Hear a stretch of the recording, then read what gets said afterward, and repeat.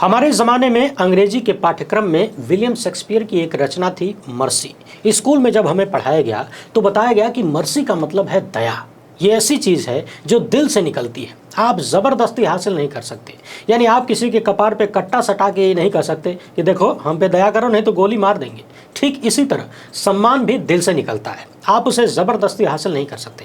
हालांकि यहाँ पर थोड़ा सा केस अलग होता है। लोग डर के मारे भी सम्मान करने या लालच के मारे भी सम्मान करने का नाटक करते हैं, लेकिन जैसे ही डर या लालच खत्म होता है दिखावटी सम्मान की ऐसी तैसी हो जाती है।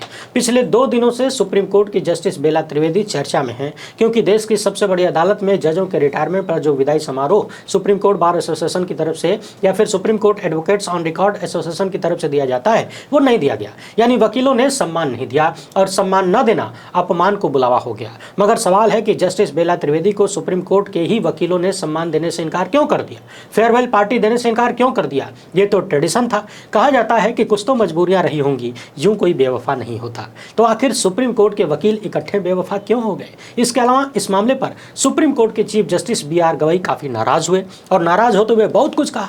कपिल सिब्बल जिस संगठन के मुखिया हैं, उनके संगठन ने फेयरवेल नहीं दिया, मगर फिर भी चीफ जस्टिस ने कपिल सिब्बल का आभार प्रकट किया। वैसे एक बात और भी आपने सुना होगा, जज साहब या फिर कोई भी रिटायर होता है तो लोग उनके बारे में अच्छी अच्छी बातें कहते हैं, मगर कपिल सिब्बल ने जो कहा है उसने इतिहास बना दिया। उधर बार काउंसिल ऑफ इंडिया ने भी यानी उसके मुखिया मनन कुमार मिश्रा ने भी सुप्रीम कोर्ट बार एसोसिएशन और supreme court advocates on record association को पत्र लिखा, फिर भी बात नहीं बनी। तो कुल मिलाकर सवाल यह है कि सुप्रीम कोर्ट के वकील जस्टिस बेला त्रिवेदी से इस कदर नाराज क्यों हुए। आखिर उन्होंने ऐसा क्या किया था अपने कार्यकाल के दौरान। इस मामले पर वरिष्ठ पत्रकार लोग क्या लिख रहे हैं और कितना कड़वा लिख रहे हैं वो भी देखेंगे, और जस्टिस बेला त्रिवेदी के बारे में भी थोड़ी सी चर्चा करेंगे। बात ये भी करेंगे कि क्या सुप्रीम कोर्ट के अन्य जजों को सुप्रीम कोर्ट के वकीलों ने इशारा दे दिया है कि सत्ता को खुश करने में लगे रहिएगा तो मांगने से भी सम्मान नहीं मिलेगा। इसलिए अपना भविष्य देख के चलिए, चेत जाइए। वीडियो को आखिर तक देखिएगा, तगड़ी वाली चर्चा करेंगे। मगर उससे पहले आप सभी से एक छोटी सी अपील है, पहली बार है तो चैनल को सब्सक्राइब करके घंटी बजा दीजिए टन से। हर एक वीडियो को लाइक और शेयर करना जरूरी होता है। ये सारे काम बिल्कुल मुफ्त हैं, यानी फ्री में आप इस चैनल को मजबूत कर रहे हैं। इसके अलावा आपको मालूम है कि आपके इस चैनल लोकहित इंडिया पर एक न्यूज एजेंसी ने 2 स्ट्राइक भेजा है। तीसरी स्ट्राइक आते ही चैनल गायब हो सकता है, इसलिए हमें 18 लाख प्लस GST का भुगतान करना है आपके इस चैनल को बचाने के लिए। स्क्रीन पर दिख रहे QR कोड, अकाउंट नंबर या मोबाइल नंबर का प्रयोग करते हुए जो भी हो सके आर्थिक सहयोग भेजते रहिए।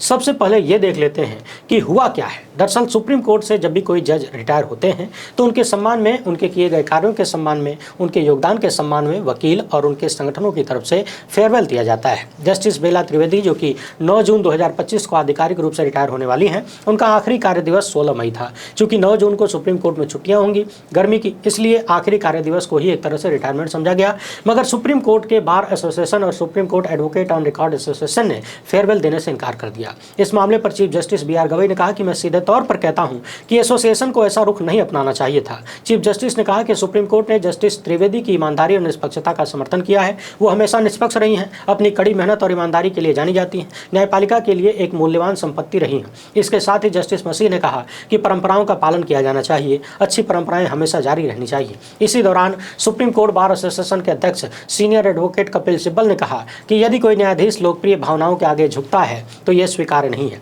इसके साथ ही कपिल सिब्बल ने एक उदाहरण भी याद दिला दिया जहां जमानत हासिल करने में फेल होने के बाद उन्होंने जस्टिस से कहा था, जस्टिस बेला त्रिवेदी से कहा था कि मुझे उम्मीद है कि माननीय को कुछ सहानुभूति होगी। इस पर जस्टिस त्रिवेदी ने जवाब दिया था कि आप मुझे नहीं जानते हैं, इसका मतलब। इन बातों का पूरा अर्थ आपको थोड़ी देर में समझ में आ जाएगा। फिलहाल इतना सुनिए कि फेयरवेल न मिलने पर क्या क्या बातें हुई। आगे चीफ जस्टिस ने कहा कि मैं कपिल सिब्बल और रचना श्रीवास्तव जी का आभारी हूं कि वो दोनों यहां उपस्थित हुए तथा उनके एसोसिएशनों ने जो रुख अपनाया मैं उसको खुले तौर पर निंदा करता हूं। उन्हें ऐसा रुख नहीं अपनाना चाहिए था। यानी कपिल सिब्बल और रचना श्रीवास्तव मौजूद रहीं, लेकिन उनके एसोसिएशन मौजूद नहीं थे। यानी संगठन के मुखिया थे, संगठन नहीं था, तमाम वकील नहीं थे। इसलिए चीफ जस्टिस ने मुखिया की तारीफ की और संगठन के बारे में कहा कि फेयरवेल नहीं देने का फैसला ठीक नहीं है। बाद में इस मामले में बार काउंसिल ऑफ इंडिया से मनन कुमार मिश्रा ने भी दोनों एसोसिएशन से पुनर्विचार करने की अपील किया, मगर बात बनती हुई नजर नहीं आई। लाइव लॉ के अनुसार बार के सदस्यों के साथ टकराव के कुछ उदाहरण इस तरह हैं। जस्टिस बेला त्रिवेदी की अध्यक्षता वाली पीठ ने जाली वकालतनामे के आधार पर कथित तौर पर फर्जी SLP दाखिल करने के मामले में वकीलों के खिलाफ CBI जांच का आदेश दिया था। कई बार नेताओं द्वारा नरमी बरतने की अपील ठुकरा दी। हाल ही में जस्टिस त्रिवेदी ने उन वकीलों की माफी स्वीकार करने से इनकार कर दिया जिन्होंने पिछली याचिका में पारित आदेश को दरकिनार करने के लिए दूसरी याचिका दायर की थी और उनके खिलाफ सख्त कार्रवाई की मांग की थी,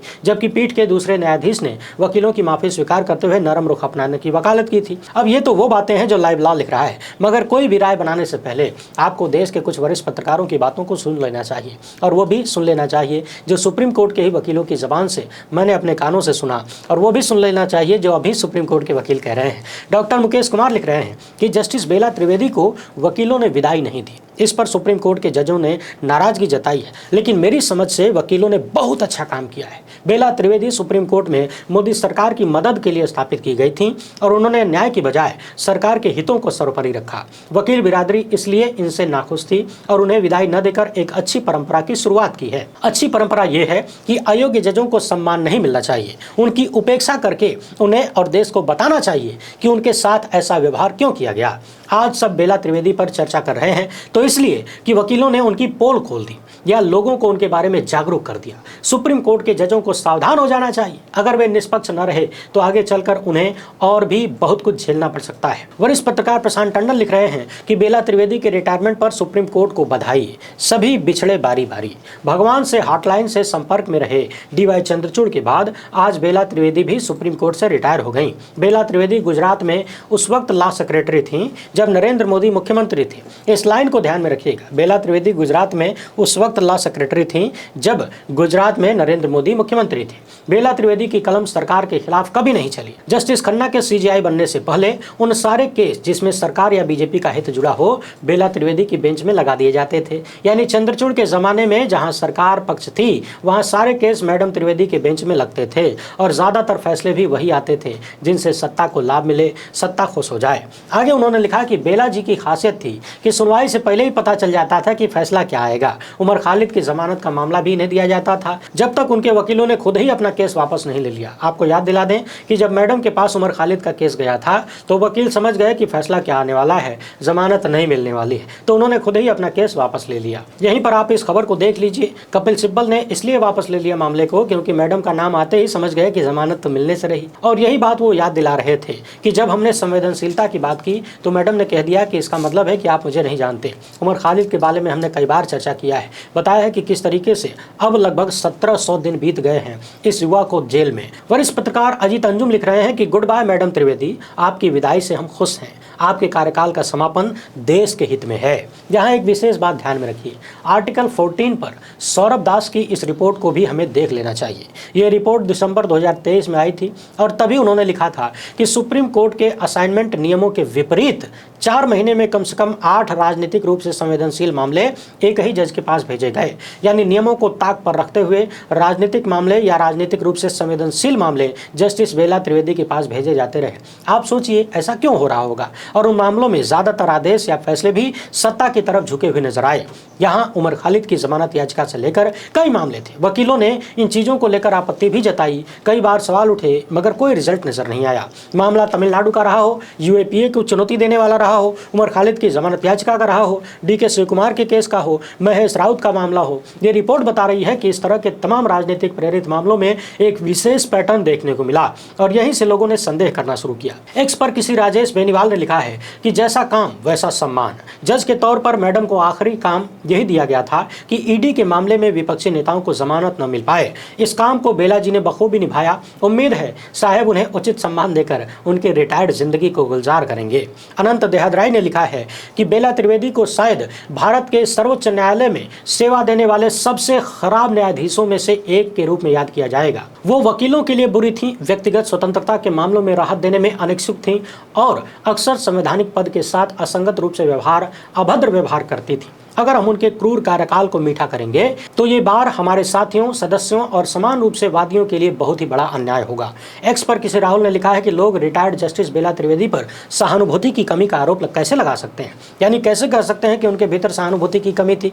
देखिए, जनवरी 2024 में उनकी पीठ ने पश्चिम बंगाल पुलिस से कहा कि पुलिस साल 2018 में हत्या के प्रयास के एक मामले में पूर्व भाजपा केंद्रीय मंत्री प्रमाणिक के खिलाफ कोई दंडात्मक कार्रवाई न करे, काफी सहानुभूतिपूर्ण बात थी। उसी महीने उनकी पीठ ने इलाहाबाद हाईकोर्ट के उस आदेश में हस्तक्षेप करने से इनकार कर दिया जिसमें भाजपा नेता अजय मिश्रा टेनी को लखीमपुर खीरी जिले में साल 2000 में दिन दहाड़े एक उभरते हुए छात्र नेता प्रभात गुप्ता की हत्या के आरोप में बरी कर दिया गया। बहुत मुक्तिदायक फैसला था। वास्तव में मैडम बहुत नरम दिल थी। संजय घोष लिख रहे हैं कि सिब्बल ने इतिहास रच दिया। आमतौर पर औपचारिक बेंच के सामने वकील रिटायर हो रहे जज के बारे में अच्छी अच्छी बातें कहते हैं, मगर सिब्बल ने यूएपीए केस को याद दिलाया जिसमें बेला त्रिवेदी जी ने राहत देने से इनकार कर दिया था। सिब्बल ने कहा कि हम आपके यहाँ आने से पहले से ही आपके माननीय न्यायाधीश को जानते थे और हम आपके माननीय न्यायाधीश को तब से जानते हैं जब आप यहाँ थे। वैसे मुझे लगता है कि आर्टिकल 14 पर सौरभ दास की जो रिपोर्ट है वो एक रिपोर्ट ही काफ़ी है ये समझने के लिए, बताने के लिए कि सुप्रीम कोर्ट के वकीलों ने मैडम के मामले में बेवफाई क्यों दिखाई, क्यों उन्होंने फेयरवेल देने से इनकार कर दिया। वैसे आपको ये भी बता दें कि ये बात लगभग 1 साल पुरानी है। सुप्रीम कोर्ट के कुछ वकीलों से बातचीत के दौरान उन्होंने कई जजों को सरकारी जज कह के संबोधित किया। उनमें एक नाम मैडम का भी था। उस समय खासा चर्चा उमर खालिद के मामले की ही चल रही थी। वैसे एक बात तो ये भी है, जैसा कि प्रशांत टंडन ने लिखा कि सुप्रीम कोर्ट के अन्य लोगों को भी यानी जजों को भी ध्यान से इन चीज़ों को देख लेना चाहिए, क्योंकि सम्मान से बढ़कर कुछ भी नहीं है और सम्मान हर बार डरा कर नहीं लिया जा सकता। डर खत्म होते ही सम्मान अपमान में बदल जाता है। कई बार ज़रूरत खत्म होने पर भी यकीन न हो तो ट्रंप और मोदी के बीच का संबंध ही देख लीजिए। वैसे लोग ये भी कह रहे हैं कि सुप्रीम कोर्ट के वकीलों ने भले ही सम्मान नहीं दिया या फिर जिसे अपमान के रूप में देखा जा रहा है वो हो गया हो, भले ही अपमान हो गया हो, मगर यदि आरोप मोदी सत्ता का साथ देने का लगा है तो मोदी सत्ता इनाम तो दे देगी। वैसे भी पिछले 11 सालों का लंबा चौड़ा इतिहास रहा है रिटायरमेंट के बाद जजों को इनाम देना। यह अलग बात है कि वर्तमान चीफ जस्टिस ने शपथ ग्रहण से पहले ऐलान कर दिया कि रिटायरमेंट के बाद उन्हें कुछ नहीं चाहिए, कोई राजनीतिक महत्वाकांक्षा नहीं है। मगर यदि जस्टिस बेला त्रिवेदी ने बार बार सत्ता का सहयोग किया है तो जाहिर तौर पर सत्ता सहयोग करेगी। लोग अभी से चर्चा करने लगे हैं कि मैडम को कौन राज्य का राज्यपाल बनाया जाएगा। बहरहाल 10 जून 1960 को पाटन गुजरात में जस्टिस बेला त्रिवेदी का जन्म हुआ था। लगभग 10 साल तक गुजरात हाईकोर्ट में सिविल और संवैधानिक पक्ष पर वकील के रूप में कार्य किया। हाईकोर्ट में उन्होंने कई पदों पर काम किया, जैसे रजिस्ट्रार, सतर्कता, गुजरात सरकार में विधि सचिव। एक बार फिर से सुनिए, गुजरात सरकार में विधि सचिव, वो भी तब जब नरेंद्र मोदी गुजरात के मुख्यमंत्री थे। सीबीआई कोर्ट में भी जज रही। साल 2011 में गुजरात हाईकोर्ट में न्यायाधीश के रूप में पद संभाला। साल 2021 में उन्हें सुप्रीम कोर्ट भेजा गया। अलग अलग मामलों में हमने समय समय पर इनके फैसलों और इनकी टिप्पणियों का जिक्र किया था, इनके आदेशों का जिक्र किया था, सवाल भी उठाए थे, मगर सुप्रीम कोर्ट के वकीलों ने जो फैसला लिया उसने सच में इतिहास बना दिया। इतिहास किसी के लिए अच्छा, किसी के लिए बुरा हो सकता है, मगर इतिहास इतिहास होता है और इतिहास भविष्य को सतर्क रहने की चेतावनी भी देता है। उम्मीद है सुप्रीम कोर्ट के अन्य लोग भविष्य में इतिहास के इस फेयरवेल को जो नहीं मिला याद रखेंगे और वही करेंगे जो भारत के संविधान, भारत के लोकतंत्र और भारतीय जनता के हित का होगा। उम्मीद है आपको उस सवाल का जवाब मिल गया होगा कि कुछ तो मजबूरियां रही होंगी, यूं कोई बेवफा नहीं होता। वीडियो पसंद आई हो तो ज़्यादा से ज़्यादा लोगों तक पहुंचाएं। हमसे जुड़ने के लिए बहुत बहुत धन्यवाद। जय हिंद।